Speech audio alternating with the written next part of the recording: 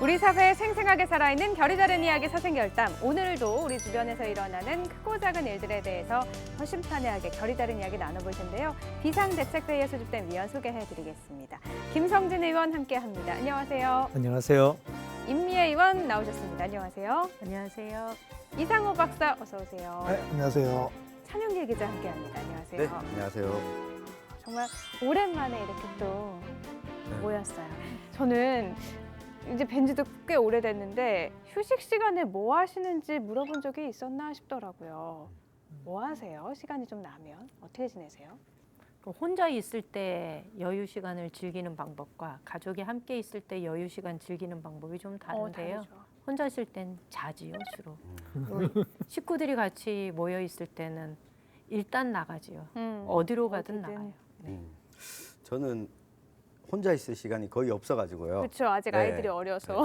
휴식 시간이라기보다는 집에서 아이들과 시간을 보내면 시간이 참 안 가요. 네, 그렇기 때문에 어쨌든 밖으로 아이들이 마음 놓고 뛰어놀 수 있는 곳으로 찾아다니는데 경북의 곳곳을 다녔던 것 같아요. 이제 7, 8월 달에 봉화, 의성, 그리고 군위. 의성 와보셨어요? 네, 의성도 갔었고. 조문국 박물관 와보셨어요? 네, 빙계계곡 갔다가. 네. 네. 아이들 놀기 되게 좋아요. 맞아요. 그래서 아이들이 놀 수 있는 데라면 어디든 다니곤 합니다. 근데 조문국 박물관도 말씀을 하셨지만 세금 먹는 하마, 애물단지로 전락한 지역의 뭐 전시관이나 박물관이 참 많잖아요. 네. 그래서 오늘은 비싸게 지었지만 찾는 사람은 별로 없어서 유지비는 또 무의미하게 지출되고 있는 세금 먹는 하마, 이 기념관에 대한 결이 다른 이야기 나눠보도록 하겠습니다.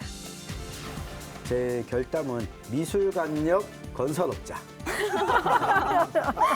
지자체에서 운영 중인 국립박물관이 뭐 찾아오는 사람은 없고 세금만 먹고 있어서 박물관을 만드는 이유가 전혀 다른 이유들 때문에 만들어지고 있으니까 사실 문제인 거죠. 맞아요. 관광객 유치, 네. 이를 통한 경제 활성화 이걸 내세우는데 전혀 동의할 수 없는 하루에 10명 안 오는데. 입장권을 받고 하는 그런 분들의 인건비를 충당시킬 수가 없어요. 박물관을 지웠는데 전시할 물건이 없어서 5년 동안 개관을 못했어요. 이해가 잘 안 가는 거예요. 누구가 오라고? 저는 이 과정에 개입하는 지역의 어떤 힘들이 나는 있는 거 아닌가라는 생각을 하는 거예요.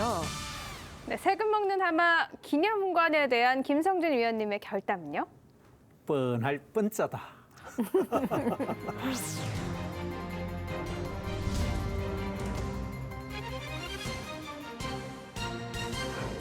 어떤 의미에서 보면은 우리 전시관, 박물관, 기념관 이런 부분들이 그 지역에 이렇게 살고 있는 주민들이 지어질 때부터 저 짓는 저것이 앞으로 어떻게 될까 하는 것을 미리 먼저 아는 것 같고 또 한편으로 그걸 찾는 분들도 오기 전부터 대충은 짐작을 하고 오신다 이렇게 봐요. 그래서 뻔할 뻔짜다 말씀하셨는데 저희도 이 오늘 이름을 세금 먹는 하마라고 했잖아요. 그 이유가 지자체에서 운영 중인 국립박물관이 뭐 찾아오는 사람은 없고 세금만 먹고 있어서 그런 건데요. 경북 지역의 국립박물관은 어떤가요? 아니길 바라지만 이것도 뻔할 뻔짠가요? 실제 지을 때 이렇게 제시했던 이 운영 계획들과 비교해 보면은 한편은 뻔할 뻔짜가 맞죠. 그런데 어쩌면은 지을 때부터 이미 알고 있다고 봐요. 이렇게 박물관이라든가 전시관은 지역의 역사성, 문화적 자존감 이런 필요에 의해서 필수 시설이기 때문에 지을 때부터 걱정을 가지고 짓는데 그 운영이 되는 단계에 들어가면 역시 처음에 걱정했던 대로다. 그러다 보니까 이렇게 우리 대구 경북 지역에 한 80곳 가까운 이렇게 박물관이나 이런 시설들이 있는데 그 중에서 보면은 대구는 15곳 중에서 6곳 정도가 하루 한 100명 이상이 찾고 경북의 경우는 66곳 중에서 41곳이 100명 이내 관람객이 100명. 이런 현상이 100명 이상인 줄 예. 알고 기대했는데 100명 100명 이내. 이내. 그러다 보니까 이제 기대에 못 미치고 정부 입장에서 보면은 요거에 의해서 지었는데 운영이 잘 안 되다 보니까 평가를 하는 제도를 2017년부터 가지고 있는데 거기에 이렇게 보면은 반 정도가 평가 기준에 미흡한 걸로 이렇게 나오니까 아마 우리 지역민들이 느끼는 것하고 평가 결과하고도 비슷한 결과가 아닌가 이렇게 봅니다. 평가 받기 정말 싫을 것 같아요. 맨날 이렇게 평가의 기준에도 못 미치니까. 근데 운전하다가 지나가면서 이렇게 보면 박물관은 종종 보긴 하는데 사람 있는 거는 보통 본 적이 없는 것 같아요. 그래서 가서 뭔가를 구경하고 싶어도 선뜻 들어가지지가 않더라고요. 봤더니 또 뭐 하루에 10명 이하인 박물관도 그렇게 많더라고요. 위원장님이 안 들어가시니까 그렇고 그래요? 그 안에 많이 있습니다. 들어가면 있어요? 근데 아니에요. 통계자료를 보니까 하루 평균 10명이 안 되는 박물관이 많다고, 직원이 오히려 더 많다고 하던데요. 네, 근데 뭐 그런 박물관 한두 개 있는 것도 아니고요. 사실은 들어가다 보면 이렇게 주차장에 차를 세우다 보면 풀을 제가 이렇게 밟아주는 듯한 느낌이 있는 맞아요. 것들도 꽤 많고요. 근데 왜 그러냐라는 물음은 사실 너무 되게 간단한 물음이죠. 이게 정확히 얘기하면 관람객 입장에서 보면 찾아야 될 이유도 없고 다시 가고 싶지도 않고 별로 가야 될 이유도 없는 컨텐츠 부재라는 게 대부분의 현상에서 그대로 좀 드러나는. 그러니까 컨텐츠라는 게 사실 이게 번역하기가 굉장히 좀 어려운 말인데, 제가 요새 어디 가서 주로 하는 말이 뭐 할 만한 거리 뭐 이런 말로 번역을 좀 많이 해요. 근데 이게 이제 내가 돈을 들이고 시간을 들이고 또 어떤 같이 이렇게 시간을 내서 딴 사람한테 소개할 정도의 어떤 그만큼 즐길 거리가 되는지에 대한 문제를 정확하게 찝어보면 여기 이제 갈 만한 곳인지 그렇지 않은 곳인지가 정확히 드러나는데, 사실은 지금 경상북도의 한 반 이상의 어떤 박물관들은 지금 관람객들을 이렇게 설득하고 모시는데 대부분 다 실패하고 있다. 이게 아마 정상적인 어떤 판단이 아닐까 싶습니다. 가기가 참 이렇게 꺼려지는 이유 중에 하나는요. 한 번 가고 나면 두 번 갈 기회를 네. 갖고 싶지 않은 거예요. 그러니까 실제로 상시 전시실의 유물 교체 횟수를 보면은요. 경상북도 박물관, 미술관, 전시관 이런 곳에서 1년에 한 번도 교체를 안 하는 비율이 33.6%예요. 그다음에 한 번 내지는 두 번 미만으로 이 교체하는 횟수가 31.5%예요. 그러니까 올해 가고 나면은 내년에 가도 똑같은 게 걸려 있고 이런 경우가 허다하니 한 번 방문했던 사람들 입장에서는 다시 두 번 가거나 세 번 가거나 이럴 일이 없는 거죠. 보통은 우리가 이제 종합박물관 같은 경우는 전시를 위해서 만들었다기보다는 엄밀하게 얘기하면 보관? 유물을 네. 보존하고 또 발굴하고 네. 하는 과정들이죠. 그리고 그런 유물들이 굉장히 많아졌는데 이걸 일정 정도 어떤 그 시대 사람들하고 공유하고 대중과 만나는 방법이 지금까지 박물관이었다고요. 전형적인 박물관은. 네.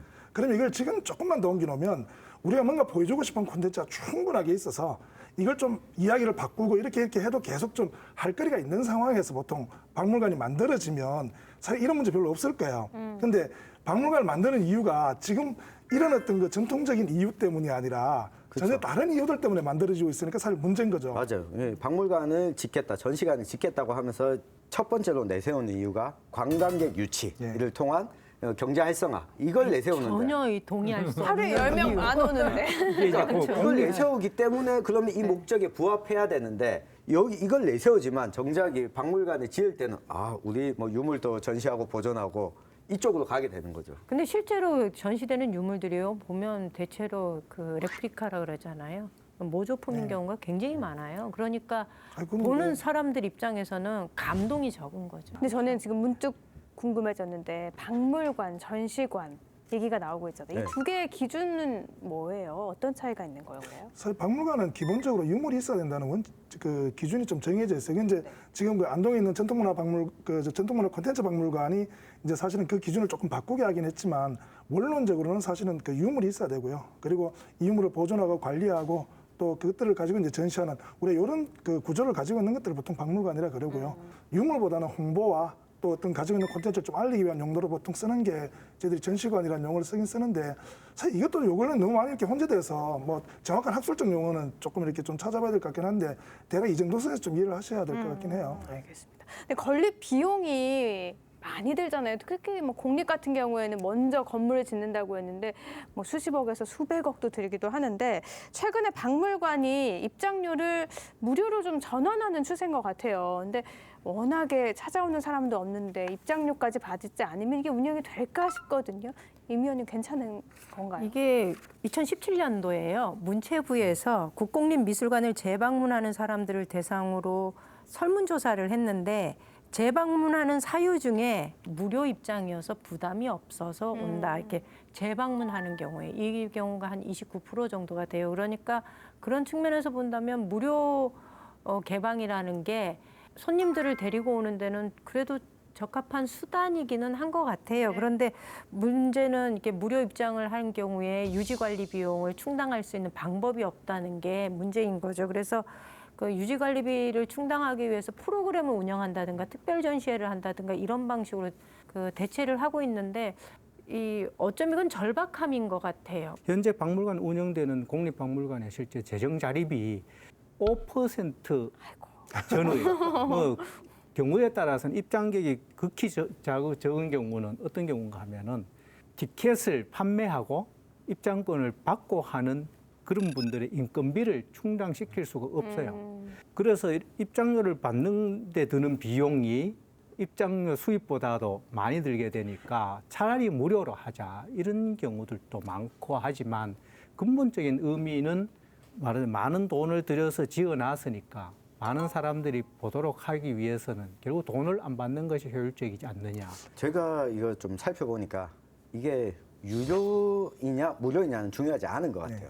그러니까 제가 다니면서도 돈을 1,000원, 2,000원 내는 거는 이거 가지고 이 박물관을 가냐 안 가냐 선택하지는 않거든요.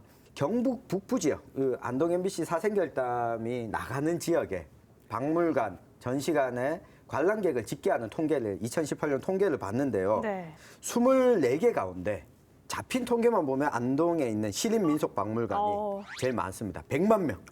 근데 그런데 100만 명이나 잘 돼요? 들여다봐야 돼요. 이거 잘 들여다. 너무 높은데요? 이게 그 매월 발생한 그러니까 찾아오는 관람객 수가 꾸준히 해서 그렇게 된 게 아니고 탈춤 축제 기간에 집중적으로 거기를 방문할 것이다라는 것을 전제로 하고서 입장객 수를 잡는 아니 거니까. 그러면 네. 입장객 수를 잡을 때 온 사람을 잡은 게 아니라 올 것이다 해서 잡았다. 아니요, 이온 사람들 이쪽을 지나갔다. 아, 네, 그냥 이게, 왔는데 네. 지나갔다라고 하는 거군요. 왜냐하면 탈춤 페스티벌의 관람객 수가 103만 명으로 작년에 통계가 나와 있거든요. 근데 시립민속박물관 통계가 107만 명이에요. 그러니까 요걸 그냥 단순 수치로 빼보면 평소에 오는 수치가 약 4만 명. 나머지 잡힌 거는 요걸 빼놓고 나면 가장 많은 데가 이상호 위원님의 고향인 상주에 있는 네. 이 낙동강 생물자원관. 어, 거긴 여기는 볼만해요. 좋다고 네, 하더라고요. 제가 여기 저희 아이를 데리고 한 3번을 왔다 갔어요. 어. 왜냐하면 다녀오고 나서 아이가 낙동강 생물자원관 또 가자 뭐 이렇게 이야기를 하거든요. 그래서 3번을 다녀왔는데 갔다 오고 나면 연락처를 남겨놓고 우리 다음번에 이런 프로그램 행사합니다. 다녀온 사람들한테 이렇게 또 보내줘요. 연락을 하는군요. 네. 그리고 제일 심각한 데가 어딘가 살펴보니까 어딜까요? 우리 자꾸 영주를 계속 다루는 것 같아서 영주에 있는 인삼박물관. 네. 근데 딱 들어봤을 때 인삼박물관이면 뭐 그냥 평균은 할 것 같은데. 인삼박물관에 가시겠어요? 데이트하러. 이렇게 네. 물어보시면. 네, 아이들을 데리고도 그렇고 연인들끼리 데이트하러 자, 애매하네요. 인삼 보러 갑시다. 이게 안 되는 거예요. 그 인삼박물관이 1년에 2018년에 13,643명. 하루에 몇 명이 하루로 365로 나누면 네. 37명. 하루에 37명. 그러니까 이것보다 적은 데가 있긴 하거든요. 평균 있어요. 놓고 보면 영양의 반딧불이 천문대가 정말요? 8,900명으로 집계가 됐는데 요거는 그 특정 시기에 반딧불이를 볼 수 있을 때 집중해서 온다고 봤을 때 인삼박물관은 상시 개방해놓고 인데. 있는 거에 비하면 이게 좀 문제가 많은지 실제 영주시의회에서도 우리 사생결단에 출연하셨던 우충무 시의원님께서 네. 시장님께 지금 우리가 영주가 사정이 이렇다 계획이 있으십니까? 라고 질의를 좀 지금 진지하게 워낙에 따져보더라고요. 이렇게 박물관, 전시관, 관람객 인원을 좀 알아봤는데 상주에 한창 명주 박물관이 있잖아요. 근데 전시물이 없어서 예. 짓고 나서도 이게 좀 말이 안 되는데 박물관은 지웠는데 전시할 물건이 없어서 5년 동안 개관을 못했어요. 이것뿐만이 아니라 상주 테마파크에 있는 건물 중에 일부분 편의시설을 쓰는 게 무허가 의혹을 받고 네. 있더라고요. 이런 행정 절차, 이런 허술한 행정 절차가 있을까 싶거든요. 2008년에 이렇게 5년부터 계획을 해서 2008년에 준공 다 건물은 했죠. 준공을 네. 했는데 여기에 넣을 자료가 없는 거예요.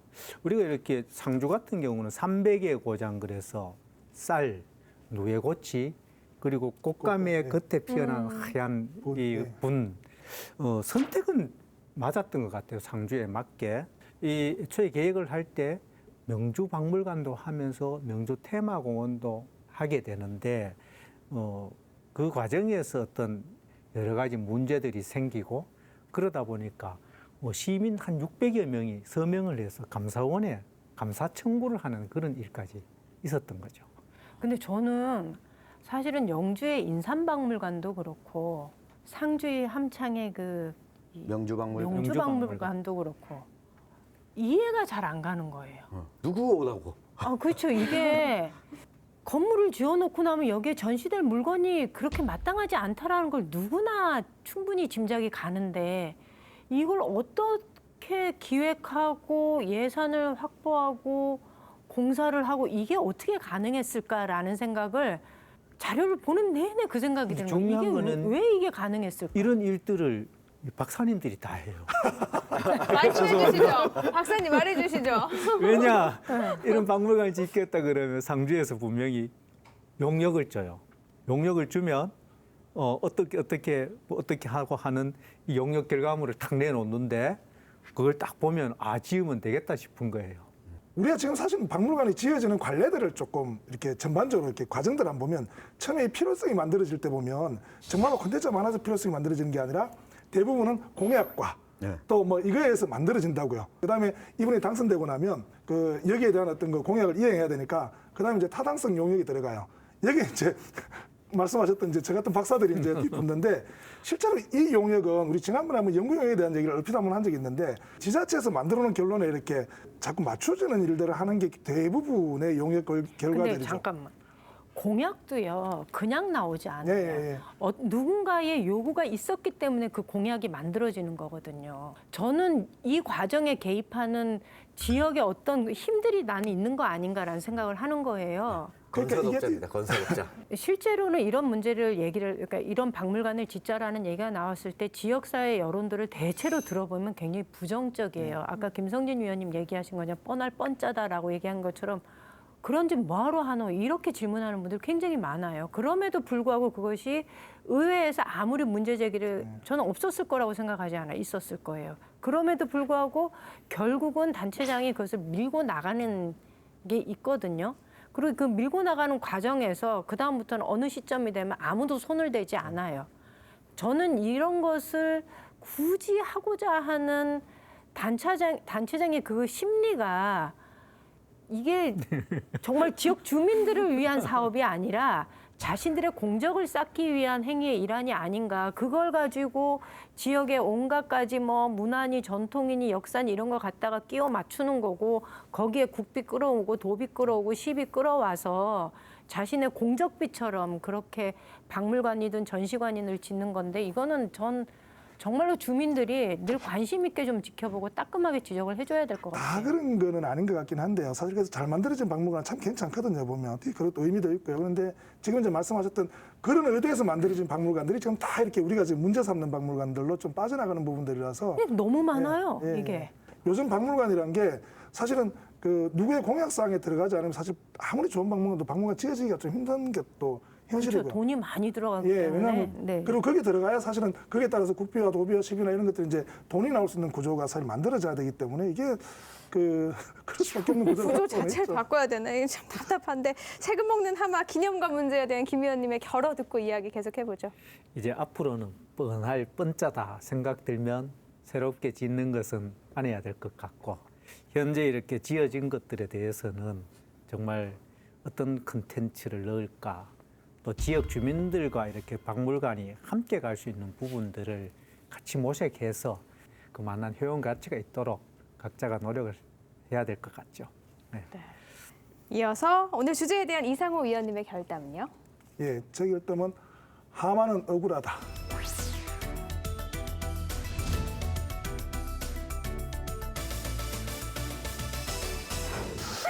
사실 우리가 이제 물 먹는 하마 그러면 그 물만 엄청나게 먹고 어떤 아웃풋도 없는 존재라는 개념으로 보통 이렇게 설정해서 쓰는데 하마가 저녁에 이렇게 어두워지면 한 50kg 정도의 풀을 이제 먹어치운다 그럽니다. 엄청나게 먹는 거죠. 많이 먹네요. 예, 그리고 이제 그 다음날 물에 들어가서 하루 종일 이제 주로 배설과 이제 물 속에 있는 건데, 근데 이 배설물이 대부분 뭐냐면 그 풀에서 들어간 거기 때문에 일종의 이제 그 유기물처럼 해서 이게 물고기의 어떤 그 먹이나 곤충의 먹이나 이렇게 해서 이제 그 강 자체의 생태계를 지속화시키는데 굉장히 중요한 역할들을 좀 하게 되죠. 그래서 어떻게 보면 그 지금 현재 이게 이제 돈 먹는 하마 혹은 이제 뭐 이렇게 지칭되는 박물관, 기념관들 이런 것들이 아웃풋은 없다고 하더라도 어떤 그 문화 생태계를 좀 정확하게 만들어가는 데 있어서 굉장히 중요한 어떤 그 공공적 역할을 좀 제대로만 해준다면 저는 굉장히 의미가 있는데 문제는 이게 안 되고 있어서 문제인 거지.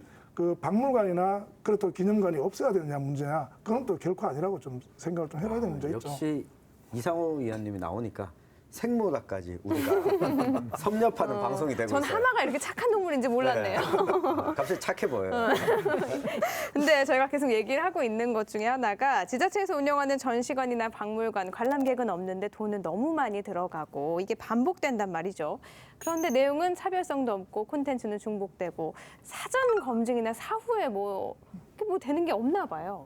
좀 콕 집어 말하면 제가 이제 근무하는 국학진흥원 같은 경우는 이제 유교문화박물관이 있고요.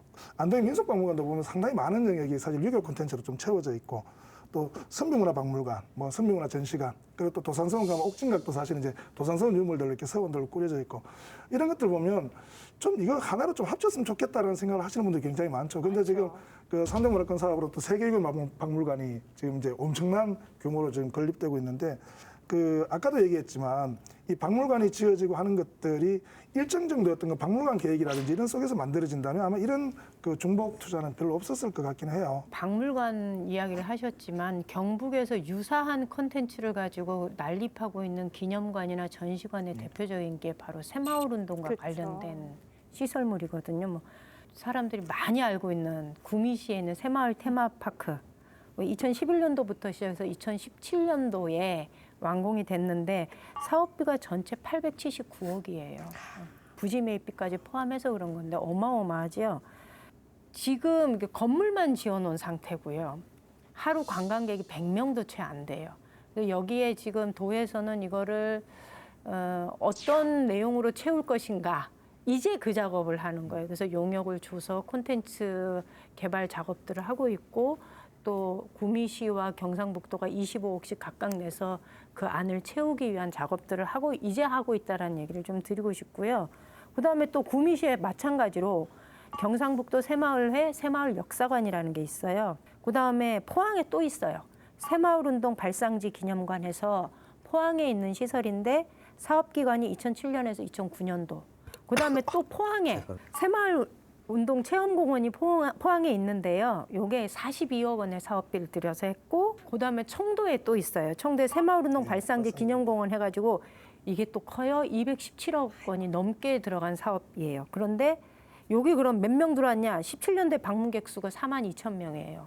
1년 운영비가 5억 7천만 원이에요. 많이 드네요.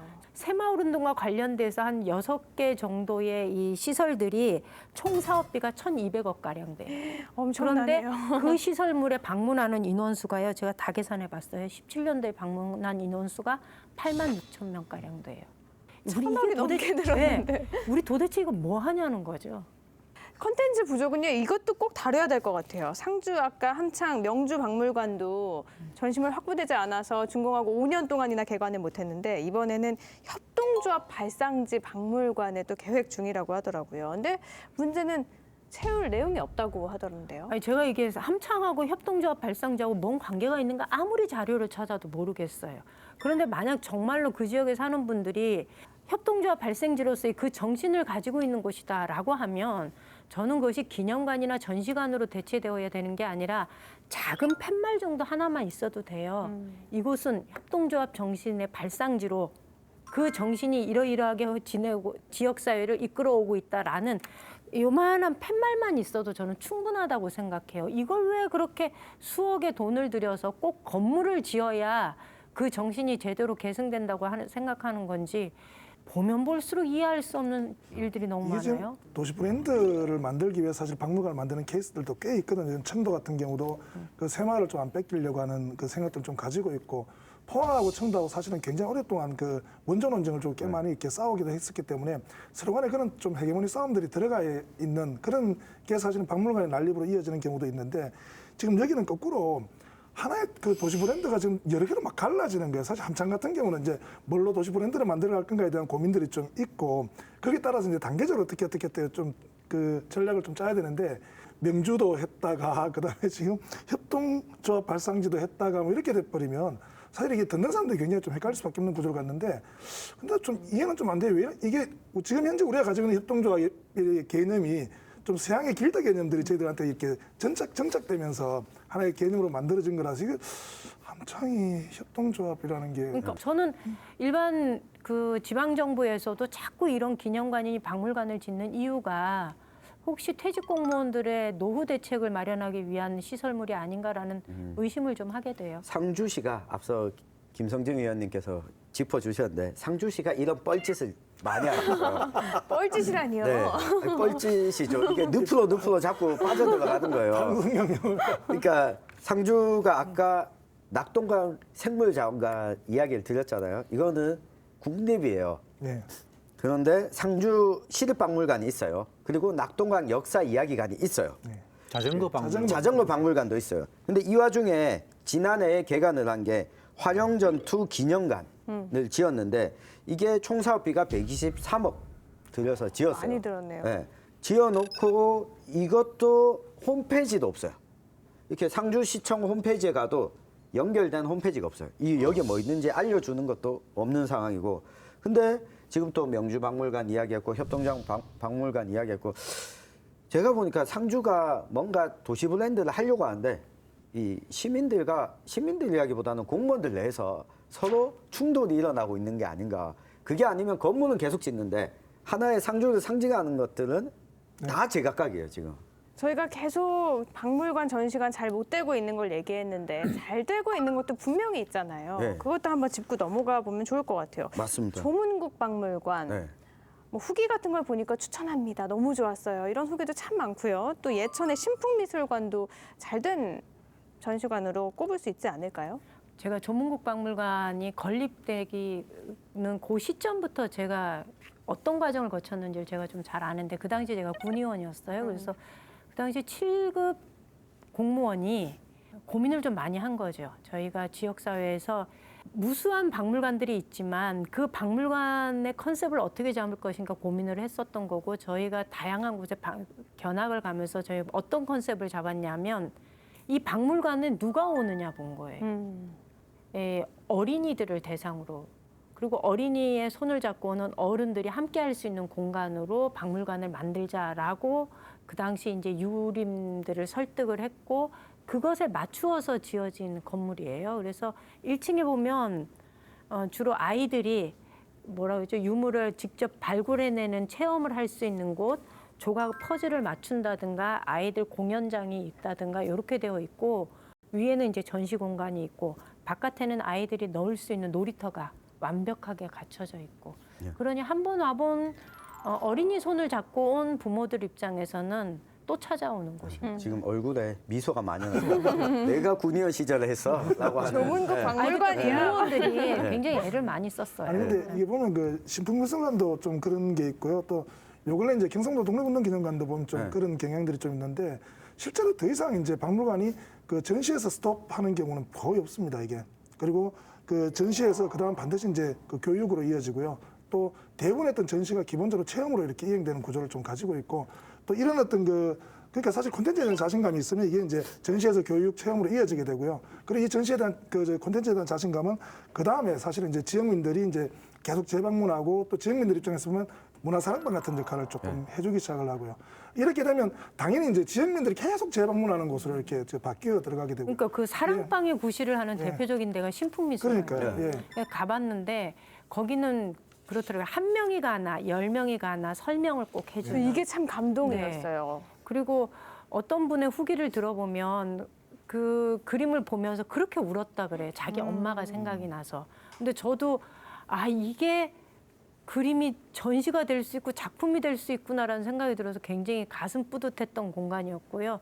개인적으로 굉장히 감동적인 공간이었어요. 이제 그 그림은 판매하지 않는다고 하더라고요. 맞아요. 이제 너무 다 다들 유작이 유작이 돼서. 되니까. 네. 근데 이게 조금 이렇게 덧보태고 싶은 게 이게 이제 무슨 대단한 프로들의 어떤 그림이나 혹은 유명한 화가들의 그림을 이렇게 그는 방식들이 아니라 그 지역에서 사실은 같이 이렇게 미술관이 그림을 그리고 같이 그린 그림들을 같이 전시하고 이걸 가지고 다시 나누고 이런 구조 자체가 사실은 그 미술관 하나가 있음으로써 그 지역이 대단히 어떤 그좀 문화와 예술이 이렇게 넘쳐나는 지역으로 바뀌어들게 되거든요. 그래서 그 이게 우리가 보면 제가 아까 계속 좀 얘기하고 있는 문화 생태계라는 부분하고요. 그리고 또 그 문화에 대한 보편적 향유라는 이게 굉장히 잘 이렇게 맞아떨어지고 있는 어떤 한 단면들을 사실은 거기서 볼 수 있는 거죠. 그 신풍 미술관은 그 지역에 사는 어르신들이 그린 그림으로 미술관을 차린 거잖아요. 그것도 참 의미가 있었던 것 같은데 이쯤에서 이상호 위원님의 결어도 들어보죠.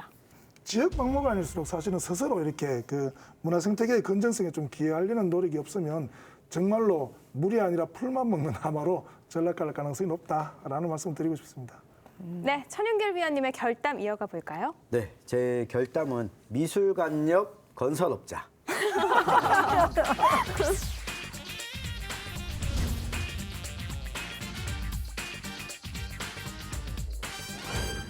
미술관이 보통 일반적인 박물관 전시관보다 이 건설 비용 또 설계 비용부터가 좀 비싼 편이거든요. 그러다 보니까 이 미술관을 짓겠다라고 하면 여기에 건설업자들이 늘 따라 붙습니다. 경북 북부 지역에 미술관이 2개가 있잖아요. 네. 근데 박물관이나 전시관에 비해서 그 수가 조금 적다고 하는데 불균형이 좀 심각한 거 아닌가요? 뭐 이게 수치로 보면 경북 전체에 박물관이랑 미술관이 39개로 잡히거든요. 이 전시관들 빼놓고. 근데 이 가운데 미술관이 6개입니다.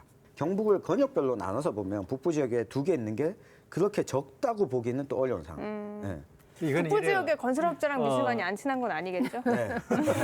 보통 박물관은 이렇게 전통 문화와 관계돼 있고 우리 미술관, 문학관은 현대 어떤 예술의 한 장르로서 역할을 하죠.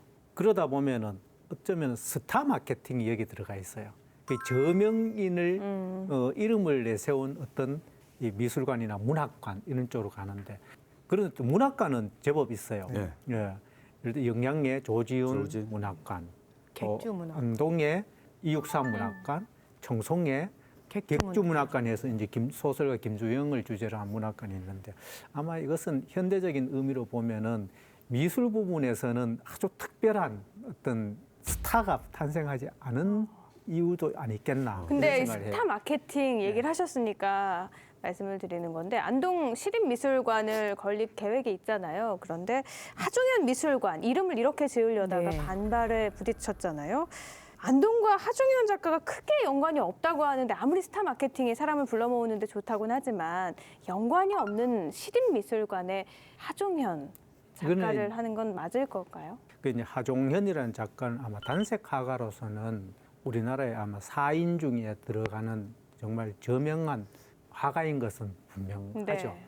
그런데 이제 안동에서 시립미술관을 지어야 된다고 주장하는 사람들은 누구였는가 하면 지역에서 그림을 그리는 사람들, 지역에서 작품 활동을 하는 분들이죠. 이분들은 어떤 생각을 가지고 있느냐. 우리 미술 작품도 전시될 수 있는 안동 시립미술관이 필요하다고 생각을 하고 그러다 보니까 특정인의 이름을 이렇게 제시하는 것보다는 그냥 그대로 안동시립미술관이었으면 좋겠다. 이런 생각으로 안동시 집행부에 시립미술관 짓자고 쭉 이야기를 했는데 어느 날 갑자기 하종현이라는 화가의 이름을 딴 시립미술관을 짓겠다고 하니까 그 전까지 지역에서 활동하는 분들 입장에서는 당연히 반대를 할 수밖에 없는 그런 입장이 되죠. 그렇죠. 이렇게 되면 원래 시립미술관을 지으면 지역에서 활동하는 미술가들이 자신들의 작품을 늘 전시할 수 있는 기회를 갖는 건데 특정인의 작품을 주로 전시하는 미술관이 돼버리면 오히려 지역의 미술인들이 소외되는 현상이 벌어지는 거잖아요. 그래서 저는 그분들의 문제 제기가 일정 타당한 측면이 있다라는 생각을 해요. 그러니까 다른 지역에 이우환 미술관이나 이응로 미술관이나 이런 것들이 지어질 때 보면 시립미술관을 짓고 그 옆에 별관에 그 지역과 연고가 있는 유명한 화가 또 기리고 싶은 분들의 그 전시관을 따로 마련하는 경우는 있지만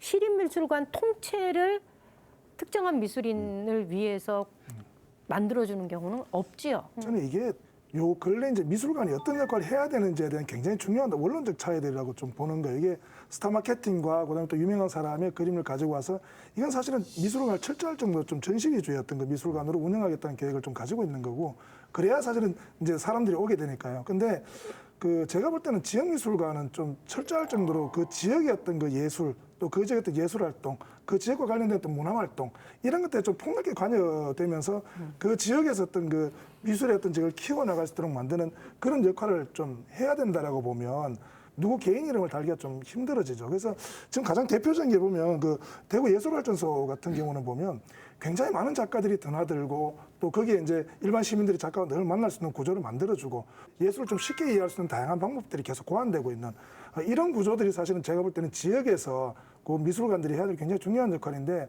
지금 안동은 아직도 이렇게 미술관을 조금 전시관 중심으로 보는 거 아닌가 그런 생각이 좀 드는 거죠. 그 전시관 중심으로 보게 되면 여기에 돈을 기본적으로 많이 쓰게 돼요. 네. 그러니까 이상호 위원님이 이야기하신 것처럼 이후에 어떻게 지역 주민들과 함께 만나는 예술을 만나는 공간으로 활용할 건가 고민하다 보면 앞서 이야기하셨던 대구 예술발전소의 경우에는 기존에 있던 이 건물을 재생해가지고 사용한 거거든요. 근데 미술관을 딱 짓는다. 특히 특정인의 이름을 딱 미술관 짓는다고 하면 이 사람의 예술 작품에 맞게 건물도 그렇죠. 지어야 돼요.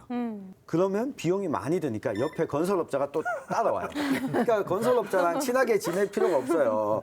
특히나 이 한 명의 미술가의 이름을 따서 미술관 짓다 보면 초반부에는 유명세에 의해서 스타 마케팅이 될지 몰라도 나이가 많고 돌아가시고 나면 새로운 작품이 더 이상 없어진 거죠. 이렇게 되면 오히려 마케팅 차원에서도 별로 용이한 방법이 아니다. 그러니까 하종현 미술관은 결국 2014년부터 이렇게 수랑설레게 되다가 2015년도에 적극적인 지역의 어떤 미술인들의 반대에 의해서 네. 시에서는 지금 현재는 시립미술관 짓는 자체를 전혀 계획하고 있지 않은 그러니까 전 그런 그게 더 상황이에요. 문제인 예, 것 같아요. 예. 시립미술관을 지어야 된다고 꾸준히 요구했던 사람들이 있는데 이렇게 맞물리면서 계획 자체가 이 논의조차도 진행되지 않는다는 건 문제가 있는 것 같아요. 저는 지역 미술하시는 분들을 만나 뵌 적이 있었는데 거기서 전시할 공간이 부족하다. 맞아요. 개인이 하려면 너무 많은 돈이 들고 부담이 된다고 하더라고요. 그런 측면에서 좀 그런 공간 역할을 해주는 시립미술관은 필요하지 않았을까라는 생각도 드는데요. 다음 달이면 경북 도립미술관 건립을 위한 현지 조사가 시작이 된다고 하는데 이게 도청 신도시에 건립할 예정이라고 하더라고요. 이게 좀 네. 접근성 문제가 제기되고 있죠. 지금 도 입장에서는 10월 말에 부지 최종 심의 거쳐서 건립 여부 확정 짓겠다라고 하는데 신도시 내에 미술관, 박물관, 도서관 함께 묶어서 하나의 타운처럼 그렇게 만들겠다라고 하는데 원래 미술관이나 박물관이라는 것이 어디 뚝 떨어져 있는다고 해서 사람이 찾아가는 거 아니거든요. 사람이 움직이는 곳에 가깝게 접할 수 있는 곳에 그 건물이 위치해 있어야 이 많은 사람들이 찾아와서 즐기고 이게 가능한데 그런 면에서 신도시에 이것을 짓는 게 과연 타당한가라는 문제 제기는 계속 있었고요. 그런 측면에서 본다면 안동과 경주 좀 문화 중심지라고 하는 경북의 좀 대표적인 도시에서 이 도립미술관을 유치하기 위한 노력에서 조금 부족했던 것은 아닌가라는 아쉬움이 좀 있는 거죠. 이 부분은 이제 경상북도가 2012년에 경상북도 종합발전계획을 수립하면서 도서관, 또 박물관, 미술관을 같은 어떤 라인 선상에 두고 짓겠다는 계획이 되어 있고 도립미술관은 지금 도서관 옆에 한 2만 제곱미터의 부지에 짓는 걸로 해서 준비를 해서 아마 2025년까지 준공을 하겠다는 계획으로 준비를 하는 상황이고 또 아울러서 이제 경북 도립 역사박물관 역시 같이 연계해서 12,000 정도 제곱미터 정도의 부지에 짓는 걸로 해서 계획이 되고 아마 경상북도에서 다른 쪽에다가 이렇게 위치를 바꾸거나 하는 일들은 힘들 거고 이대로 하게 될 것이다. 그리고 도에서는 또 이렇게 도청 신도시를 갖고 가기 위해서는 이런 계획들을 할 수밖에 없는 상황이 될 것이다. 이래 봐요. 그래서 옆에 아마 건설업자가 또 똑같이 건설업자가 있지 않을까 있어요. 싶은 게 지금 시도립 미술관이 없는 곳을 보면 강원도, 충청남도, 충청북도 그리고 경상북도 이렇게 있는데 경북도가 좀 이미 계획을 세웠다고 하지만 발상을 좀 바꿨으면 싶은 게 광역시들은 다 시립 미술관을 갖고 있어요. 근데 도 단위의 경우에는 지금 강원, 충청, 남도, 북도도 없는 이유가 면적이 넓다 보니까 특정한 한 곳에 도립미술관을 짓는 것이 과연 시민들의 접근권과 문화적 보편성에 도움이 될까라고 했을 때 도움이 크게 안 된다라고 생각해서 시군 단위에 지원을 해주는 쪽으로 많이 갔거든요. 그쪽으로 좀 가야 되지 않을까 싶어요. 그 지금 경상북도 같은 이런 좀 광역지자체 같은 경우는 특히 그 미술관 또 도서관 같은 경우는 광역단체에서 하는 방식보다는 기초단체가 사실 할 수 있도록 좀 적극적으로 이렇게 밀어주고 또 그 활동들을 계속 좀 이렇게 보증해주는 이런 방법도 저는 훨씬 더 효율적이라고 생각하는데 이걸 자꾸 이렇게 큰 건물만 자꾸 지으려고 하니까 그런 의심들을 하는 거잖아요. 이게 근데 일선 시군에서는 그것을 해나갈 능력이 사실 별로 없어요. 그게 가장 염려스러운 거죠. 일정 부분은 맞는데 대신 도라는 기관의 입장에서 보면은 뭘 하고 싶은 거죠. 예, 도지사가 하고 싶고, 뭔가 성과를 내고 싶은 거죠. 대외적으로도 경상북도 도립미술관이 있느냐? 아, 우리는 없다. 이렇게 이야기하기가 쉽지 않겠죠. 참 보여지는 게 우리나라는 중요하구나 이런 생각을 해요. 내실을 좀 다졌으면 이런 고민은 안 할 텐데. 천연길 위원님의 결어 들어볼까요? 네. 기대가 됩니다. 손잡으시면 안 돼요, 이거 왜? 교회를 짓지 말거라. 네. 그리고 상을 짓지 말라. 우리 예수님과 부처님이 하신 이야기죠. 성경의 교례를 들여다보면 이 건물로서 교회가 아니거든요. 사람 네, 사람으로서의 교회이거든요. 그리고 불교에서도 상을 짓지 말라고 하는 게 특정한 하나의 형태로 가두지 말라라고 하는 거잖아요. 그러면 미술관, 박물관, 전시관이라고 하는 걸 그러니까 건물로서 돈으로서만 콘크리트, 돈으로서만 생각하지 말고 시민들이 주민들이 문화를 얼마나 가까이 다가갈 수 있는지로 바라봐야 된다. 네. 철학 수업 한 편 들은 것 같은데. 이 의원님이 부탁이었는데. 네. 네, 마지막으로 임미애 의원님의 결담 들어보죠. 공감지수 제로.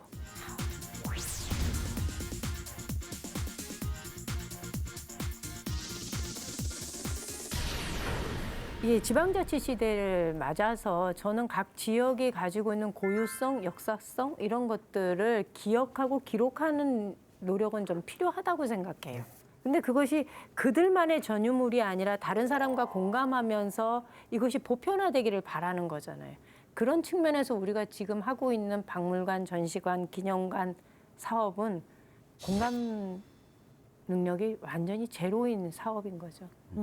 박물관을 짓고 운영을 하려면 그 안에 인력 문제도 있고 관리 문제도 있잖아요. 근데 이런 부분이 잘 이루어지고 있을까?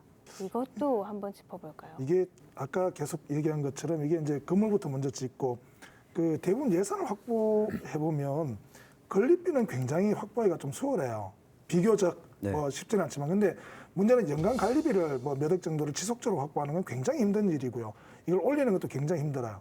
근데 문제는 건물 짓는 데만 자꾸 이렇게 그 포장하다 보면 정작 실제로 이제 박물관에 콘텐츠를 채워가야 될 어떤 학예적 인력들이라든지 전시 전문가라든지 이런 사람들의 어떤 그 채용에 대해서 인색할 수밖에 없는 구조를 갖게 되고요. 근데 이 사람들의 어떤 채용이 인색하게 되면 실제로 박물관을 오랫동안 계획을 가지고 콘텐츠를 만들어가고 새로운 박물관을 가려고 하는 이런 시도 자체를 완전히 막아버리게 되면서 건물만 덩그리 남는 박물관으로 갈 수밖에 없는 구조거든요. 그래서 제가 볼 때는 그것을 운영하는 사람들의 어떤 그 기획과 콘텐츠에 대한 제공과 이런 것들이 사실은 박물관의 가장 중요한 역할이기 때문에 이쪽으로 좀 그 포션을 좀 바꾸는 게 굉장히 중요할 것 같다는 생각에서 현실적으로는 대부분의 박물관들이 거의 학예 전시 전문가들의 어떤 그 인력에 대해서 굉장히 어려운 사정인 거는 뭐 말할 필요 없을 것 같습니다. 이 운영을 할 때에 잘 운영해야 되겠다 하는 것보다는 기왕에 지어놨으니까 문은 열어놔야 된다는 생각 정도를 하게 되죠. 거기에 따르는 어떤 운영비 문제가 있고 또 인력을 충원하는 문제가 있을 때 요즘 이제 시군 단위로 보면은 문화재단을 만들어요. 그걸 만들 때 이 어떻게 하느냐 그 취지에 맞도록 최고의 효율을 나타낼 수 있는 능력을 가져올 수 있는 인재를 뽑는다기보다는 정치적으로 기울어 가는 경우들이 많아요. 그리고 애초에 이 재단을 만들 때 이 공무원이 해나가기에는 큰 지적을 받고 해야 되니까 민간에다 맡겨버리면 그 운영에 따른 여러 가지 부담들을, 심적인 부담들을 덜기 위한 거죠. 그래서 아마 지자체마다 이렇게 공립 이 박물관이나 이런 걸 운영하는 데 있어서는 정말 마음가짐을 바로 해야 된다. 누구를 인력으로 쓸 때 가장 효율성을 나타낼 수 있느냐 이걸 보는 것이 우선돼야 된다.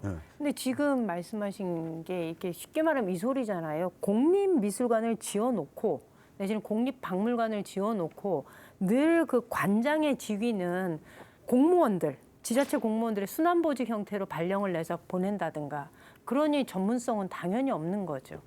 아니면 그 군위에 이번에 지어졌던 삼국유사 테마파크 같은 경우에 그 재단을 하나 또 구성하는 거잖아요. 재단을 구성해서 그 재단에서 이제 관리를 하겠다 그러는데 이 재단의 구성원들이 또 누군가를 잘 들여다보면 이게 또 전직 공무원들의 다수로 채워져 있는 경우가 많다는 거죠. 그래서 지금 중앙정부가 실제로는 박물관이나 미술관의 이용료를 점차 높여나가겠다, 문화 강국으로 만들겠다 이런 계획은 발표를 했지만 실제로 지방정부에서 진행되고 있는 것들을 보면 문제가 많다는 것을 알아요. 그래서 보면 문체부에서도 진흥계획 발표한 게 이제는 지역 박물관이나 미술관이 진흥계획을 해마다 수립할 수 있도록 하겠다. 그리고 그것에 대해서 일정하게 관여를 해서 도와줘야 할 부분은 도와주고 협력하겠다라고 하는 거고 그다음에 전문성이 없어서 생기는 문제에 대해서는 그렇게 진행하지 않도록 일정하게 제재를 가하겠다라는 계획을 또 갖고 있고요. 그리고 가칭 박물관, 미술관 정책위원회를 설치해서 운영하겠다 뭐 이런 계획들을 갖고 있어요. 그래서 정부 정책 전체는 우리 이 사회가 점점 문화 강국으로 가기 위해서 박물관이나 미술관이나 전시관을 점점 확대해 나가겠다 이렇게 가고 있는데 실제로 그것을 받아들이는 시군에서는 그것을 해나갈 수 있는 여력들이 전혀 없기 때문에 이 갭을 채워줄 수 있는 역할을 광역 뭐 시도 단위에서 이런 역할들을 하면 좋겠다라는 것에 대해서는 전적으로 공감하는 거죠. 근데 다른 측면에서 보면 관리 문제는 걱정할 필요가 없는 것 같아요. 관리할 필요가 없어서요. 이분들은 짓는 게 목적이기 때문에 짓고 여기에 돈을 들이고 내가 위대한 성 하나를 쌓았어. 그리고 건설업자한테 자 너도 먹고 떨어져. 이렇게 여기까지가 목적이라면 관람객이 적게 오는 게 좋은 거죠. 그냥 가보면 진짜 아깝다니까요. 이렇게 좋은 건물을 지어놓고 왜 그러니까 이렇게? 정말로 이게 그 좋은 전시 하나 만드는 거를 제가 이제 옆에 선생님들이 좋은 전시 하나 만들기 위해서 노력하는 거 보면 60평, 70평 정도 남짓한 그 특별 전시 하나 하는데 사실 두세 달 정도를 거의 이렇게 밤을 새워가면서 일을 하거든요, 보면. 이게 그 전문가들 두세 명이 붙어서 사실은 자료를 보고 그 컨셉을 잡고 이걸 가장 잘 보여줄 수 있는 방법들을 고민하다 보면 이 시간은 사실 굉장히 짧은 시간 될 수밖에 없는 구조를 갖고 있어요. 근데 그렇게 해서 계속 컨텐츠를 바꾸고 만들고 또 볼만한 분들을 좀 모셔고 하는 이런 구조가 지속화되지 않으면 사실은 박물관은 살아있다고 볼 수가 없거든요. 이게 그 박물관 살아있다는 영화에서 박물관에 전시되어 있는 사람들이 움직이는 게 살아있는 게 아니라 실제로 이제 그 박물관을 움직이는 사람들이 계속 박물관을 살아있도록 운영해 나가는 게 살아있는 박물관인데 이게 지금 잘 안 되고 있어서 굉장히 아쉬운 거죠. 박물관이나 전시관, 미술관 지금 쭉 알아봤는데 성패를 좌우하는 것 어떤 걸까요? 결국 콘텐츠죠. 콘텐츠고요. 이 콘텐츠에서 가장 중요한 건 저는 영어로 유저 타겟팅이라고 하죠.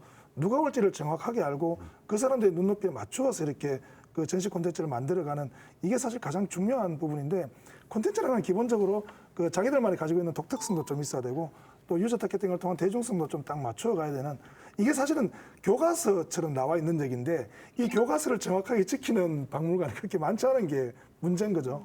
이 박물관 안에 있는 여러 가지 어떤 소장품들의 전시품들의 컨텐츠도 역시 중요하겠지만 결국은 사람들을 오도록 하게 하는 그 운영 부분의 어떤 묘를 살리는 것이 가장 급선무가 아닌가.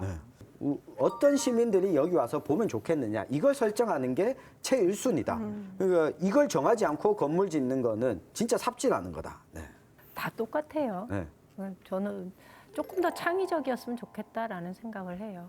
지금 여러 가지 부분에서 개인적으로 미술관이든 뭐 박물관이든 하고자 하는 분들인데 그런 분들에게 어떤 재정적인 지원이 일정 부분 가해져서 그런 분들 같은 경우는 정말 타켓에 맞는 시설들을 할 수 있을 거다. 그런 지원책도 괜찮다고 봐요. 네, 끝으로 임미애 의원님의 결어 들어보죠.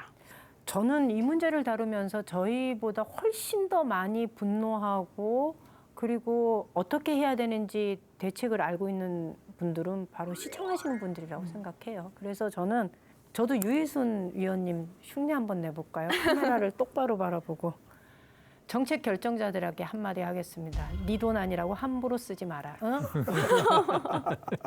윤미 의원님 이렇게 세게 말씀하시는 거 처음 봤어요. 아 그런가요? 화가 좀 많이 나셨는데요. 문화적, 예술적, 지역적 가치를 담고 있는 박물관과 전시관 그리고 미술관까지 하루빨리 세금 먹는 하마라는 오명을 벗고 관람객들의 발길이 끊이지 않는 곳으로 재탄생하길 사생결담이 응원하겠습니다. 우리 사회 생생하게 살아있는 결이 다른 이야기 사생결담, 안동 MBC 사생결담은 온라인을 통해서도 실시간으로 보실 수 있다는 점 기억해 주시고요. 저희는 오늘 여기서 인사드릴게요. 시청해 주신 여러분 고맙습니다.